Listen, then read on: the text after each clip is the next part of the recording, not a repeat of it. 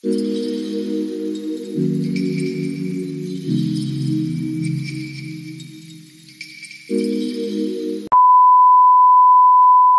সকাল এত বড় হাঁড়ি কড়াতে কি হচ্ছে আমাদের বাড়িতে? কোনো অনুষ্ঠান? চলো আস্তে আস্তে ব্লগটা দেখতে থাকো, তাহলে তোমরা বুঝতে পারবে। আজ হচ্ছে আমার ভাসুরের আইবুড়ো ভাত, মানে আমাদের 3টে বাড়ি, 2টো মামা শ্বশুর বাড়ি, আমাদের সবাই মিলে আজকে আমার ভাসুরকে আইবুড়ো ভাত দেওয়া হচ্ছে। তো এখানে আমার ননদ করছে চাটনি, দই কাতলা করেছে, আমি পায়েস করেছি, এদিকে আর কি করেছি আমার এখন মনে নেই। তো এখানে মাছ ভাজা হয়ে গিয়েছে, দই কাতলা মানে কাতলা মাছগুলো ভেজে নিয়েছে। এইখানে মামি রাইসের জন্য সব ভাজাভুজিগুলো করে রেখেছে।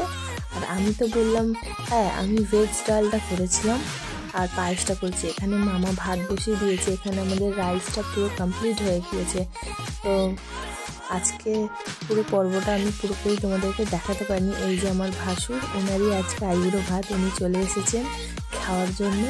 আমাদের বাড়িতে আমরা 3টে ফ্যামিলি মিলেই আজকে ভাসুরকে আইবুড়ো ভাত দেওয়া হচ্ছে। তো আমি খুব হাসাহাসি করছি ওনার সাথে। এটা হলো দই কাতলা, এটা লাস্ট, এটাই বাকি ছিল, তো এটাও কমপ্লিট হয়ে গিয়েছে। তার জন্য থালা সাজাবে, খাবার থালা। তো কি কি সাজাই তোমাদের সাথে সব শেয়ার করব, আর কি কি রান্না হলো তো দেখালাম। চলো আস্তে আস্তে ব্লগটা দেখতে থাকো। আর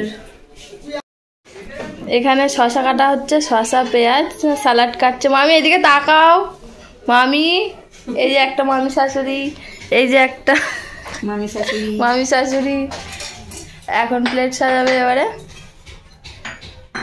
আজকের মেনুতে দেখছো রাইস, সাদা ভাত, 5 রকম ভাজা, স্যালাড আছে, মাংস আছে, আছে হলো দই কাতলা, চাটনি, পাঁপড়, মিষ্টি আর ভেজ ডাল দাদার জন্য। তো এটা হলো দাদার থালা, মানে ওনার বিয়ে আর কিছুদিন বাদেই ওনার বিয়ে, 15ই ডিসেম্বর ছিল ওনার বিয়ে। আর এই যে আমরা ওনাকে লাস্ট আইবুড়ো ভাত খাইয়ে দিলাম আমাদের মামাবাড়ির তরফ থেকে। তো দাদা প্রথমে খুব লজ্জা পাচ্ছিল, মানে ভিডিওতে আসার জন্য, না আসার জন্য বলছিল ভিডিওতে এনো না। তো দাদার বিয়ের ব্লগ আস্তে আস্তে তোমরা দেখতে পাবে। আমি খুব কম ফুটেজ নিয়েছি, ভালো কিছু ভিডিও করতে পারিনি, তো ছিল না সেরকম কন্ডিশন, ওই কারণে নিতে পারিনি। বাড়িতে একজন মানুষ খুবই অসুস্থ, তো এই কারণে অনেক ভিডিও আমি ফুটেজ নিতে পারিনি। এইখানে কি করছিস তুই? না কেদার, ওর মাথায় কোনো উকুন হয়নি, দেখি চুল পেকে গেছে মনে হচ্ছে। বা বয়স্ক হয়ে গেছে। হ্যাঁ এক একটা চুল কালারিং হয়ে গেছে জানো, বয়স্ক হয়ে গেছে, কেমন ইয়ে মতো হয়ে গেছে।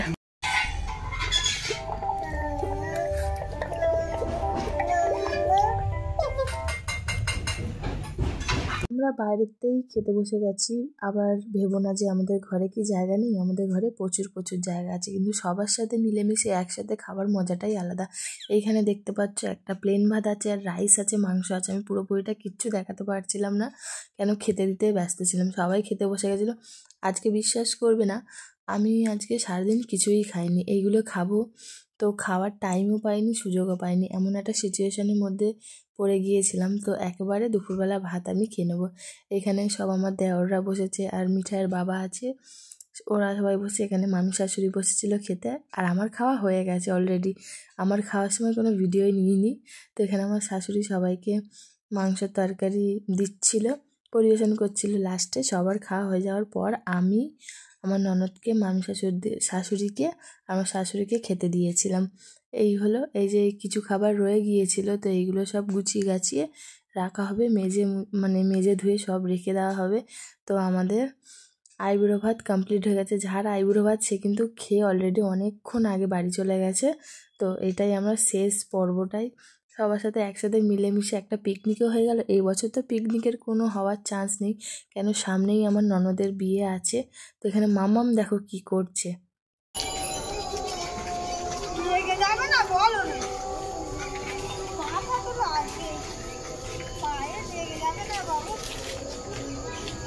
কেউ একজন অসুস্থ থাকলে মন মেজাজ খুব একটা ভালো লাগে না।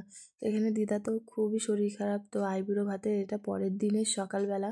তো আমি দিদাকে রান্না করে দিচ্ছি। এখানে মাম্মাম দিদার খাটে শুয়ে আছে।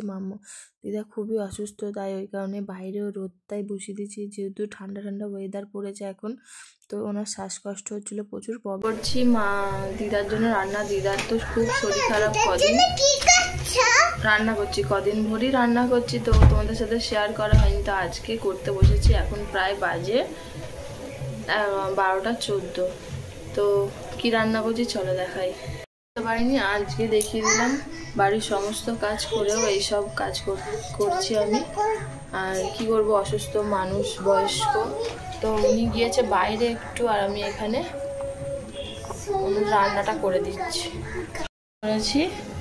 আর উনি যেহেতু একা খায়, তো একার জন্য রান্না এই যে সব রকম সবজি দিয়ে ঝোল হচ্ছে, আর এখানে ছোটো হাঁড়িতে ভাত। তো এই রান্না করছি আমি আপাতত, কদিন ভরি করছি, তো তোমাদেরকে দেখানোই হয়নি। দিদার খুবই শরীর খারাপ ছিল কদিন।